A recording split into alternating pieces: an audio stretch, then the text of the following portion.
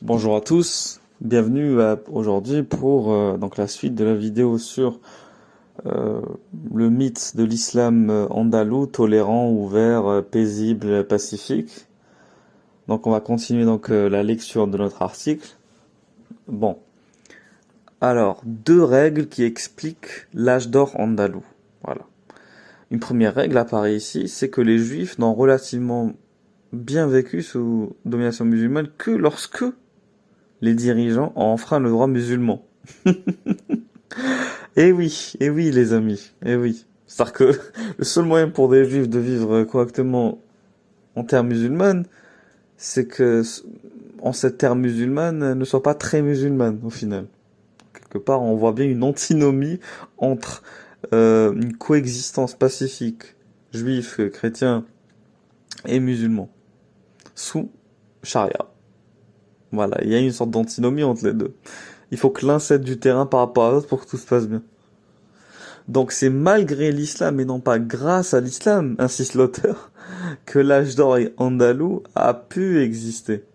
Parce que là où les dirigeants suivent les préceptes du droit musulman, les juifs ont vécu comme des démés, des dhimmis, humiliés et privés de droits civils.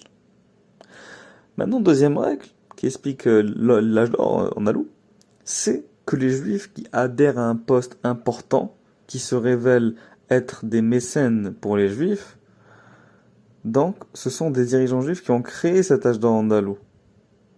En dépit des hommes de droit et de religion musulmans qui s'y ont opposés par tous les moyens au nom de l'islam.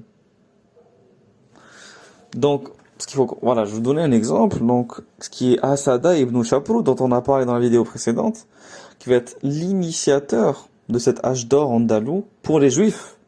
Voici ce qu'écrit un auteur arabe au XIIe siècle dans son livre sur les médecins arabes. Asada ibn Ishaq, versé dans l'art de la médecine, était au service d'Al-Hakam, fils d'Abd al-Rahman, surnommé An-Nasir ad-Din Allah. Asada ibn Ishaq était au nombre des auteurs juifs au premier rang dans la connaissance de leurs lois. Et il fut premier à ouvrir à leur population la porte de leur connaissance en fait de jurisprudence religieuse, fiqh, de chronologie, etc. Auparavant, ils avaient été obligés pour connaître le fiqh de leur religion de s'adresser aux juifs de Bagdad pour faire venir de chez eux le calcul d'un certain nombre d'années afin de connaître les procédés de leur calendrier et le commencement de leurs années. Mais Asada, ayant été attaché à Al-Hakam, ayant obtenu près de lui une position très élevée, parvient par lui à se procurer tout ce qu'il désirait en fait de livres des Juifs de l'Orient. Depuis lors, les Juifs d'Andalousie connaissaient ce qu'auparavant ils avaient ignoré et étaient dispensés de la peine qu'ils avaient été obligés de se donner. Voilà, ça qu'il faut comprendre en fait. Donc je récapitule. L'islam de paix et d'amour n'existe pas. En vérité, c'est pas l'islam qui a permis aux Juifs de prospérer, on va dire, en tout cas ne serait-ce que pendant une courte période. C'est bien l'absence d'islamité d'un point de vue juridico-politique de la part du calife Abd al-Rahman ou même de son fils, qui a permis aux Juifs, en tout cas notamment à Asada ibn Shaprut, donc qui était, rappelant, médecin, etc., qui a permis aux Juifs en tout cas de sa localité, de son époque, voilà, d'avoir accès à un certain nombre de connaissances, d'avoir peut-être de bénéficier de certains pas privilèges, mais une certaine aide, puisqu'il était leur mécène en quelque sorte, en cette période-là. Mais je vous le rappelle encore une fois, les faqih, donc les juristes consultes musulmans, n'étaient pas d'accord avec cela. Donc beaucoup de choses se passaient en sous-main, ou ce on appelle plus justement en manière officieuse. Voilà. Donc je poursuis la lecture. La cruauté musulmane a donné donc son essor à l'âge d'or andalou. Le Ravad de Tolède, historien, rapporte comment la cruauté des généraux musulmans va permettre l'essor de cet âge d'or. Le chef de la marine Abd al-Rahman Arzona, un bateau qui allait de Bari en Italie, vers l'Asie mineure. Ok. À son bord se trouvaient 4 sages juifs, qui allaient s'instruire dans les académies de Babel, parmi eux Hushiel, qui fut vendu en Tunisie. Il fonda une école et eut un fils, Hanaël, dont le commentaire figure de nos jours dans toutes les publications classiques du Talmud de Babylone. Parmi eux aussi Rabbi Moshe, accompagné de sa jeune femme. L'amiral musulman voulut la violenter. Elle se suicida en se jetant à la mer pour préserver son honneur. Ce Rabbi Moshe fut vendu comme esclave à Cordoue. On se rendit très vite compte de sa sagesse et de ses connaissances. Il devint le Dayen de Cordoue. Assadai ibn Shaprut, le sauvant d'abord de l'amiral qui l'avait vendu et qui voulait le récupérer, argumentant qu'il ne l'ayant pas vendu à son juste prix. Hanoch, fils de Moshe, prit sa suite. Il refusa d'être payé à ce poste et vécut toute sa vie dans la misère. Donc, un des élèves les plus importants de Hanoch fut Shmuel Hanaguid, qui porta à son fait l'âge d'or andalou. Voilà. Donc, je vous laisse conclure ce qu'il faut conclure de la lecture de ce texte. Maintenant, on va entamer la lecture de ce qu'on appelle les taïfas berbères. Le cadre dans lequel l'âge d'or andalou pour les juifs a eu lieu. En 1013, à l'âge de 20 ans, suite à la mise à sac de Cordoue par le chef musulman berbère Sulayman, Shemuel Hanaguid, comme beaucoup d'autres juifs, fuit Cordoue et se réfugia à Malaga. Outre ses études auprès de Hanoch, Shmuel Hanaguid étudia les langues hébreu, arabe, latin, espagnol, berbère. Un historien musulman rapporte que Shmuel Hanaguid maîtrisait cette langue. Il maîtrise également la grammaire et les sciences, les mathématiques, la poésie, le Coran et la théologie chrétienne. Sa connaissance profonde de l'arabe classique lui permit de se faire connaître par des dirigeants musulmans berbères, qui le fit venir à son service à Grenade. Donc les berbères zirides, berbères musulmans originaires de Tunisie, y avaient établi une taïfa en 1012.